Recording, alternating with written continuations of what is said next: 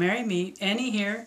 This video is in response to the topic this week at Pagan Perspective, and that is the solstice, this time of the year. And I thought, well, there are so many YouTube videos about what someone's ritual might be or what someone's family celebration might be.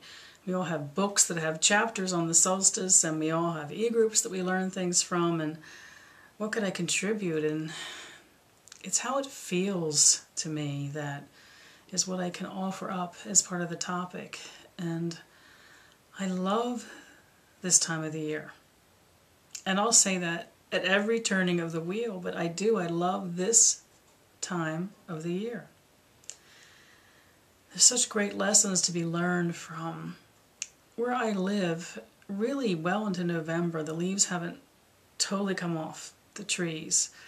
We aren't bare naked until December gets here, and you really feel that rawness, that nakedness come the solstice. So where I live, this time of the year is the time of, I think of as nakedness.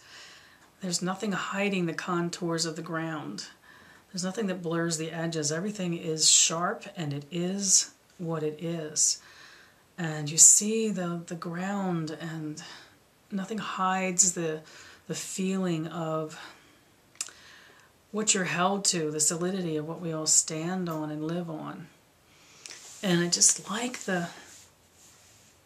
early in the month of December, it's like nature drops its cloak. And really by the middle of the month where I live, it's just the splendor of no frills, of no deceit. Everything is exactly as you see it. And there's something about laying bare the ground, which is the season leading up to the solstice, and really through January is what it feels like here. And I take that as a personal lesson for getting back to, if I shirk everything off, if I let that cloak drop from me, what have I come back to as my bare essentials? Coming into this time of year, I spend a lot of time meditating and thinking, especially as part of my Samhain rite. What is it that I'm intentionally leaving behind? What is it I want to deal with and resolve and leave behind? And coming into the solstice about this time, I'm really focusing on, and what is it that I know absolutely? It can be an interesting exercise each year to revisit, what is it that I absolutely know? The things I have great clarity about, the things that feel the most firm. And walking on frozen ground, really, and walking on the nakedness of the ground is just the power of this time of year for me. It is what it is. There's no deceit to it. And I revisit then, what is that solid ground for me? What is it that I know for sure? And that feels so right with the celebration of the solstice. I like the word for the solstice of Yuletide.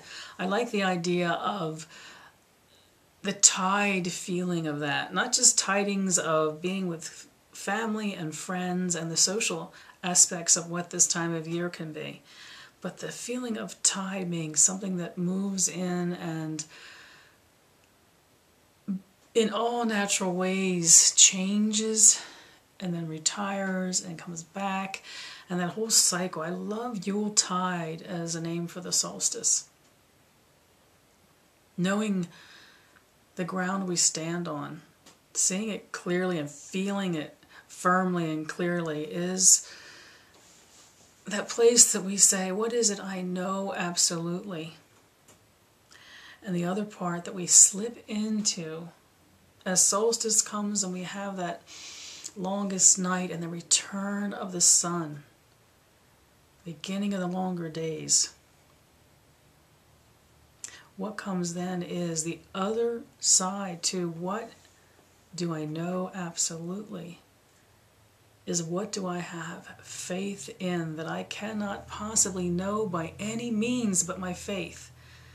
And that to me is the light and the return of the light and faith and hope and the looking forward. We're starting to get back into the time of year where it's not about living so totally in the moment. It's not about releasing the past. It is about being on the edge of the future and the symbolism of the returning sun and everything that the solstice means when it comes to that. I also like to live with the symbolism of Madonna and child, with the goddess as she who has given birth, our mother, and the God who is not just the God as the infant and the holder of all possibility in his birth, but we as that possibility. We each having the possibility in this next turning of the cycle to become anything we choose to. The overlay of the goddess as the crone and the god as the sage, who can at the same time be Madonna and child, to me is a powerful, moving part of the season.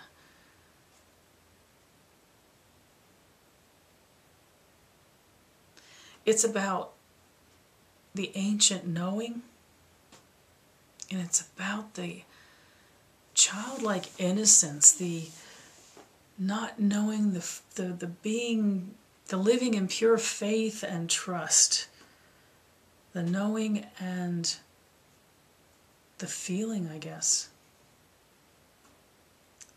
So the emotion of the season is what I was thinking that maybe I would share for what might be my contribution to a discussion of Yule, which is the beautiful balance of sage and crone and mother and child, and the firm tread upon what we absolutely know, and the wide-eyed wonder, that first spark of light on the horizon as the sun makes his return, of the wonder of the divine curiosity, the openness to there's more than what we absolutely know. It's almost the balance of knowing and perceiving that we can't possibly know everything, but we'll know more in the next turning of the year than we know now. I just love this time of year. I'll say the same thing at Imbolc for slightly different reasons, but I love the Yuletide.